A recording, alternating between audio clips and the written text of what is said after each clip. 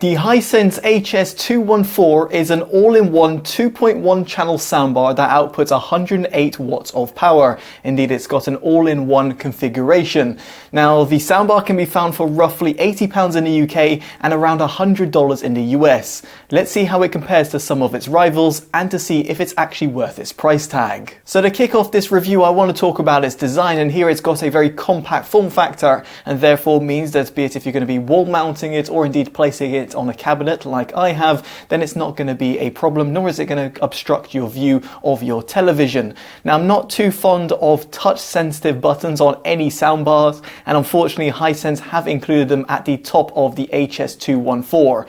Nonetheless, if you do want to access more settings, then you'll definitely want to resort to using the physical remote control, which provides you a plethora of different options and is very intuitively laid out. Now, moving swiftly on, we get onto connectivity, and here you can connect over wirelessly over Bluetooth, where the lowest quality SBC codec is supported only. If you want a superior audio fidelity, you'll certainly want to use a physical connection instead.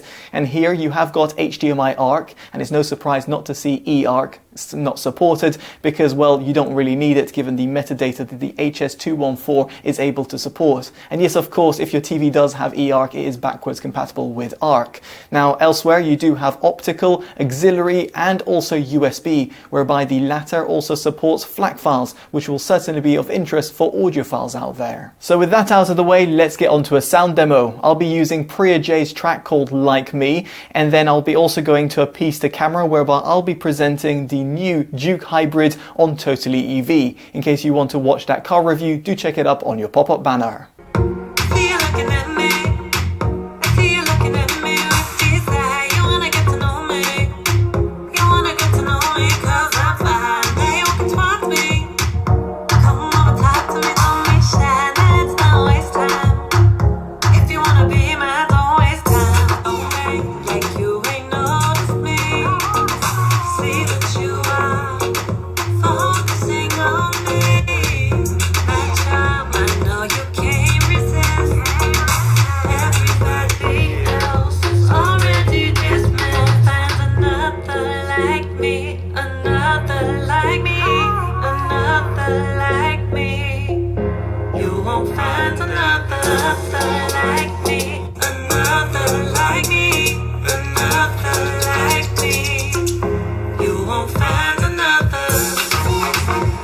Flashing out roughly £30,000, and that is without options.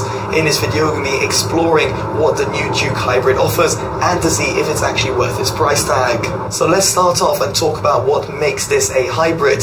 Well, here you have got a 1.5 litre naturally aspirated engine at the front of the vehicle. You then have a 1.2 kilowatt hour battery pack that's found in the boot, and then you've also got a motor. Now, when combined, they output 105 kilowatts of power. That equates to around 141 horsepower, and then you have got 205 newton meters of torque, and that is namely due to its electrified portion. Now, via RaceLogic's VBox Sport, we had it tested from 0 to 60 miles an hour in 9.76 seconds, which should certainly suffice for the target market of the Duke Hybrid. Now, I appreciate an audio demo is never going to give you a lifelike experience, but I thought to include it there anyway.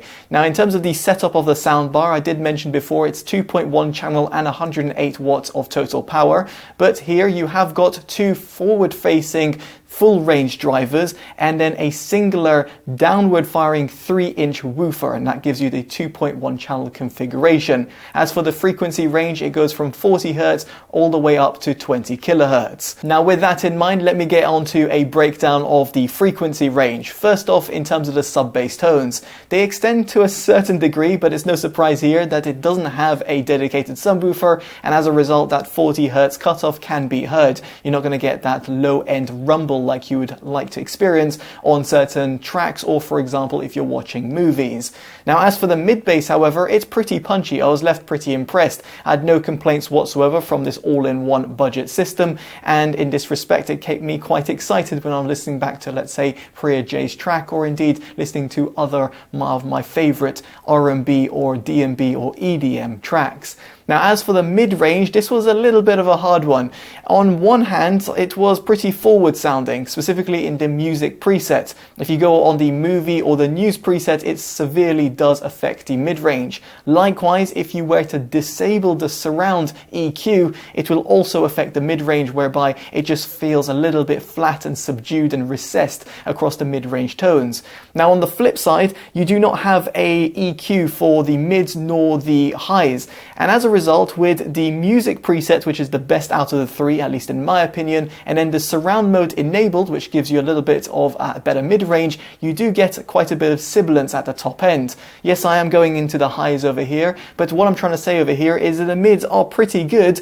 However, the highs are quite sibilant and harsh, and I just felt that it gave me too much ear fatigue and didn't allow me to really enjoy my music or indeed watching movies. Now, of course, to counteract this, I could disable the surround, but then that would affect the mid-range and also will affect the soundstage, which does bring me on to the latter subject, because the soundstage over here with the surround mode EQ enabled is pretty good for a compact all-in-one soundbar, but with it disabled, it just doesn't give you that lively sort of nature or that room-filling sort of experience. Of course, it's only got a 2.1 channel configuration and can't compete with larger size soundbars or ones which are more expensive, but given its price point and its compact form factor, I've got no real complaints with the soundstage. The instrument separation is there, the overall width and depth is going to be good, and therefore means that you're going to be able to enjoy the content that you're consuming on the soundbar, of course, on your television, or depending on which sort of source that you're using.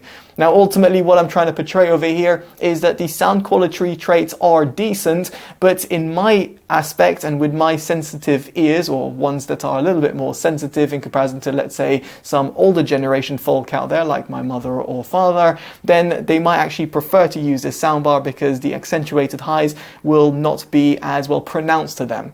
Now, in my own recommendation at this price point is actually to go for the Creative Stage 2.1 V2, which I just think is just a better all-rounder. It comes in at pretty much the same price tag and also includes a dedicated subwoofer, therefore giving you much better low-end extension. Now, I'd be intrigued to hear your thoughts of the soundbar down in the comment section below. And if you've liked this detailed independent review, definitely do drop a like, subscribe and hit that bell notification, all of which are greatly appreciated. As such, I've been Totally Dubbed, and I'll hopefully see you in the next one. Take care of yourselves, and goodbye.